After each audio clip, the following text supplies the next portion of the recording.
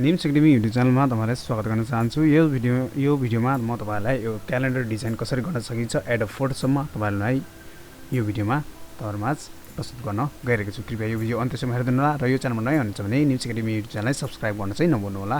म लागौं अब सिधै भिडियोतर्फ। मैले एडोब फोटोसप खोलिसकेको छु। म एडोब फोटोसप 2019 युज गर्दै छु।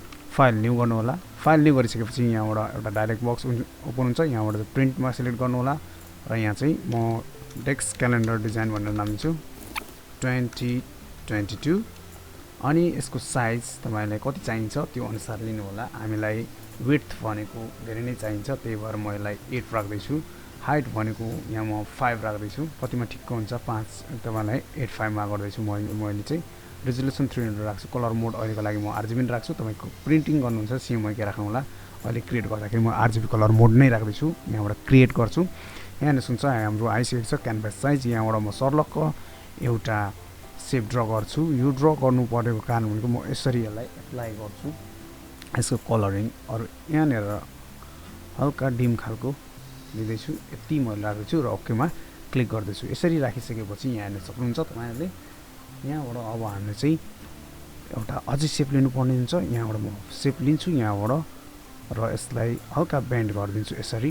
यहाँबाट बेन्ड गरिसकेपछि यसरी यसलाई एलाइनमेन्ट गर्छु। एलाइनमेन्ट गरिसकेपछि फेरि यसलाई म इन्सर्ट गरेर सिम्पली डुप्लिकेट गर्छु र जुन हाम्रो लेयर्स प्यानल्स देखिन भने यो यहाँबाट खोल्नु होला। यहाँ क्लिक गर्नु होला र यहाँबाट चाहिँ म यो कलर लिन्छु र यसलाई हल्का डार्कनिङ गरिदिन्छु। ओके गरिदिन्छु। फेरि यसलाई सिलेक्ट गर्छु र यो जुन चाहिँ फर्स्ट छ रेक्टेंगल 2 कपी यसलाई मुनि लिएर जान्छु र यसलाई यसरी एलाइनमेन्ट गरिदिन्छु र यसलाई यो कलरमा म्याच गरेर हल्का यसरी लाइटिङमा राखिदिन्छु र यसलाई ओकेमा क्लिक गरिदिन्छु। ओकेमा क्लिक गरेपछि अब यो म बटमकोतिर जान्छु। बटमतिर यहाँनेर यहाँ सर्लक्क म यहाँबाट यहाँ एउटा क्रिएट गर्छु यसरी र यसको जुन छ यसको मोड दिन्छु यसको कुनाहरू र यहाँबाट हेर्न सक्नुहुन्छ यहाँबाट कलर चाहिँ म यहाँबाट क्लिक गरेर यसको डार्क गरिदिन्छु र यति छ पनि राख्न सक्नुहुन्छ। ओकेमा क्लिक गर्छु। फेरि यसलाई डुप्लिकेट गर्छु र अल्टसँग यसलाई डुप्लिकेट गरेर यहाँसम्म यसरी पनि राखिदिन्छु र यसको जुन पछाडि पठाइदिन्छु रेक्टेंगल 2 लाई र यसलाई चाहिँ म कलर चेन्ज गरिदिन्छु डार्क यसरी। ओकेमा क्लिक गर्छु। अब यहाँनेर चाहिँ म तपाईहरु लोगो राख्न सक्नुहुन्छ। म यहाँ 6 को हेक्सागोनल लिन्छु र यहाँनेर चाहिँ यसरी प्लेस गर्न सक्नुहुन्छ प्लेसिङ। ओके यहाँनेर लोगो राख्न सक्नुहुन्छ। अब यसलाई चाहिँ कलर चेन्ज गरेर म यो राख्दिन्छु।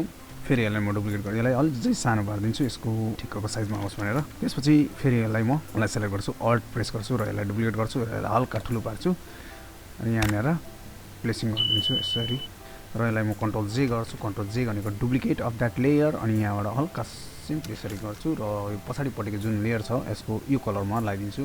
ओके फेरि यहाँ मुनिको लागि थिच्छु। यहाँ एफएक्स गर्नु होला। स्ट्रोकमा क्लिक गर्नु होला। स्ट्रोकमा क्लिक गरेपछि यसको ब्याकग्राउन्ड यसको स्ट्रोक ब्ल्याक छ यसरी एप्लाई गर्न सक्नुहुन्छ अथवा चेन्ज गर्न सक्नुहुन्छ यसरी। ओके गर्न दिनु होला। ओके अब यहाँ चाहिँ पिक्चर राख्न सक्नुहुन्छ। अब यो दुईटैलाई सिलेक्ट गरेर यसको साइजलाई हल्का घटाइदिनु होला किनभने हाम्रो यो ठाउँ अलिकति ओभर भएको छ र यहाँ चाहिँ हाम्रो हुनेछ क्यालेन्डरको सबै कुराहरू। यहाँ फेरि गर्नु होला। त्यसपछि यहाँबाट सर्लक्क एउटा यसै एलाइनमेन्ट गर्नु होला र यसको कलर चाहिँ यो कलरमा म लाँदैछु यही कलरमा। ओके यसरी भइसकेको छ। अब यहाँ चाहिँ तपाईहरुले ध्यान दिनुपर्ने कुरा के हुन्छ भने अब यसलाई डुप्लिकेट म सुरुमा गर्नु होला र यसरी डुप्लिकेट गरेर यसलाई 7 वटा बनाउनु होला। ठिक छ 7 वटा बनाउनु होला। म लेखिहाल्छु। टाइप 2 लिन्छु र यसलाई फन्ट साइज लिने गर्छु। यो कलर लिन्छु। ओके र चाहिँ सन्डे लेख्छु र यहाँ चाहिँ एलाइनमेन्ट गरिदिन्छु सन्डे। कन्ट्रोल ए र यसको कलर चाहिँ फुल्ली व्हाइट गरिदिन्छु। ओके अब यो हाम्रो के हुन्छ लेयर्स प्यानलमा जाउँ। यो दुईटालाई सिलेक्ट गरौँ। सिलेक्ट गरेपछि यसरी एलाइनमेन्ट गरौँ बिचमा राखौँ र यो जुन छ अल्ट प्रेस गरेर डुप्लिकेट गर्दै जाउँ।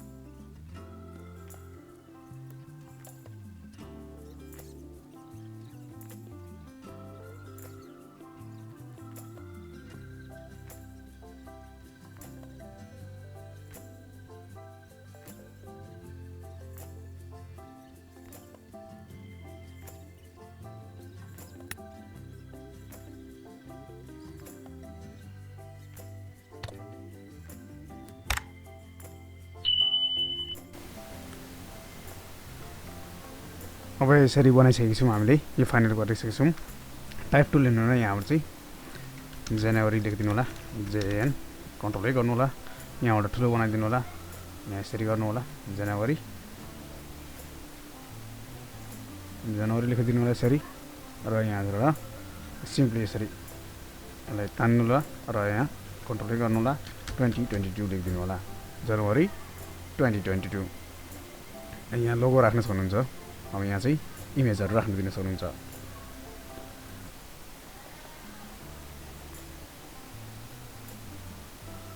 यहाँ चाहिँ अब टेक्स्टहरू एड गरिदिनु होला, र यहाँ यसरी टेक्स्टहरू एड गरिदिनु होला। यसको फोन्ट कलर यो राखिदिनु होला, यसको फोन्ट फिट 14 राखिदिन्छु, र यहाँबाट चाहिँ एड्रेसहरू सबै लेखिदिनु होला, कन्ट्याक्ट नम्बर राखिदिनु होला। यहाँ इमेजेसहरू पनि राखिदिनु सक्नुहुन्छ।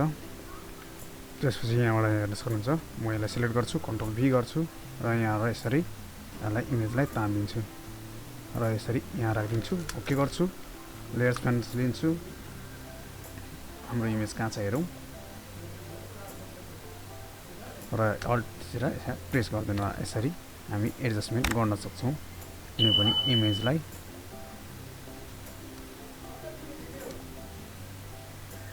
यसरी गर्न सक्नुहुन्छ, यसरी हाल्न सक्नुहुन्छ। अनि लोगो हाल्न सक्नुहुन्छ, यो logo control A control C, यहाँ चाहिँ यहाँनिर एलाइनमेन्ट गरिदिन्छु, यहाँनिर राख्नु यो logo, okay. Type tool okay,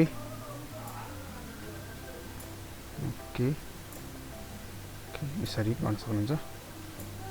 colour तपाईँको कुन मनपर्छ त्यो पनि राखिदिन सक्नुहुन्छ। अहिलेको लागि व्हाइटै राखिदिन्छु, ओके। यसरी हामी क्यालेन्डर डिजाइन गर्न सक्छौँ एडोब फोटोसपमा। यो भिडियो तपाईँलाई कस्तो लाग्यो कृपया आफ्नो प्रतिक्रिया जनाउनु होला, र यो च्यानलमा नयाँ हुन्छ भने निम्सएकाडेमी च्यानललाई सब्सक्राइब गरेर सपोर्ट गर्दै गर्नु होला। भिडियो हेरिदिनुमा धेरै धन्यवाद। आउँदो दिनमा म अर्को भिडियो लिएर आउने नै छु।